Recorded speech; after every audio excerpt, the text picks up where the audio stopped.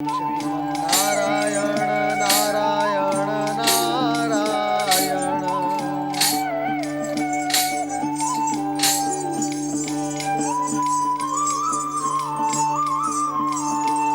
देव ऋषि नारद और देवराज इंद्र और सभी देवगण को मेरा प्रणाम।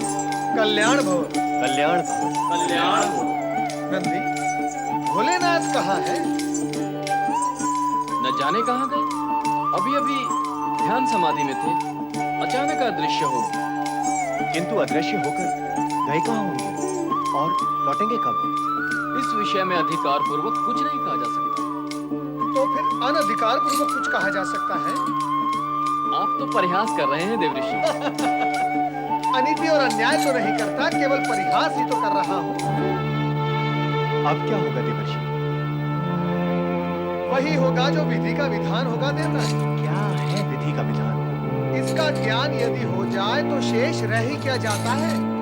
विधि और विधान दोनों की मान्यता ही नहीं रह जाती। तो क्या अब हमें भोलेनाथ की प्रतीक्षा करनी होगी? कब तक करेंगे प्रतीक्षा? न जाने वे कब लौटे। हाँ, मैं तो उनके दर्शन से वंचित रह गया। वंचित तो हम सभी रह गए।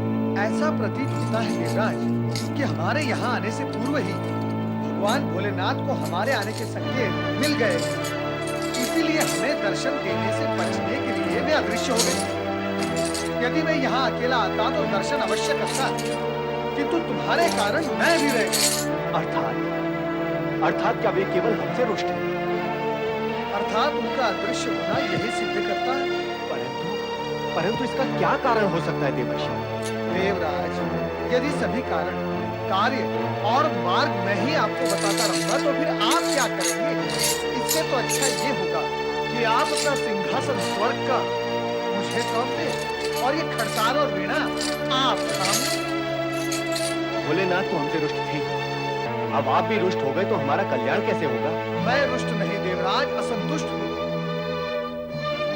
क्या आपको इतना भी ज्ञात नहीं कि भगवान भोलेनाथ आपसे रुष्ट क्यों है? क्या आप भूल गए कि कामदेव को आपने भगवान भोलेनाथ के पास भेजकर उन्हें क्रोधित कर दिया था? उनका अदृश्य होना यही प्रकट करता है कि वे अब भी वो अप्रिय घटना भूले नहीं है, इसीलिए वो आपसे अति क्रोधित है। तो अब हमें क्या करना होगा? क्या करना होगा? सावधान रहना होगा देवराज। स्वर्ग की, स्वयं की, अपने अधिकार और समस्त देवगण की आपको रक्षा करनी होगी और उसके लिए तारकासुर का वध आवश्यक है। और उस वध के लिए भगवान भोलेनाथ की प्रसन्नता अति आवश्यक है।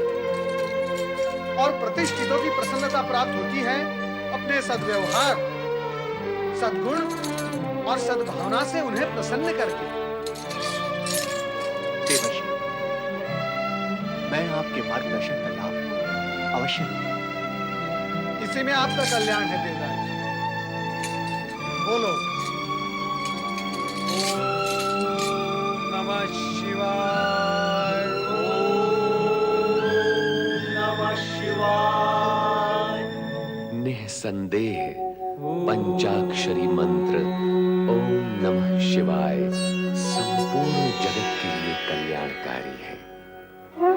इस महामंत्र के अध्येता कल्याणकारी शिव पर अटूट निष्ठा रखने वाले राजा धर्म के पुत्र नर तथा नारायण के समक्ष मात्र एक ही लक्ष्य था, शिव जी के दर्शन द्वारा अपने जीवन का कल्याण। नर नारायण भगवान की पूजा अर्चना में इतने निमग्न, इतने संलग्न रहते कि उन्हें रात दिन धूप छांव, उष्ण और शीत की सुध-बुध भी नहीं रहती थी।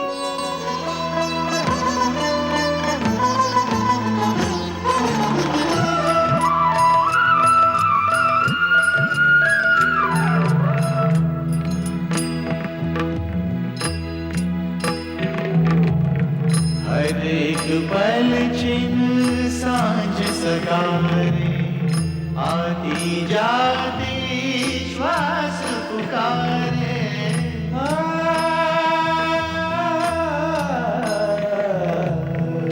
इस मन का विश्वास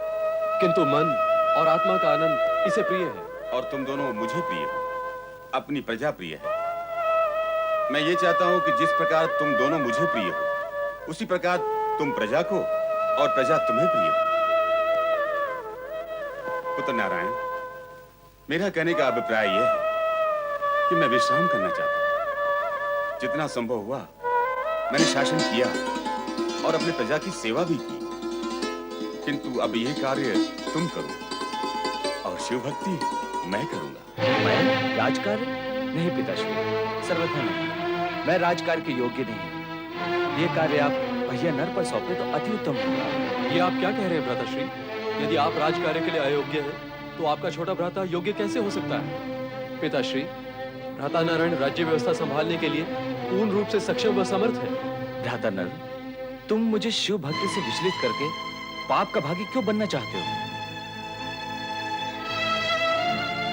अरे पुत्रों, तुम दोनों आपस में ही तर्क करने लगे। मैंने जो कहा उस पर ध्यान ही नहीं दिया।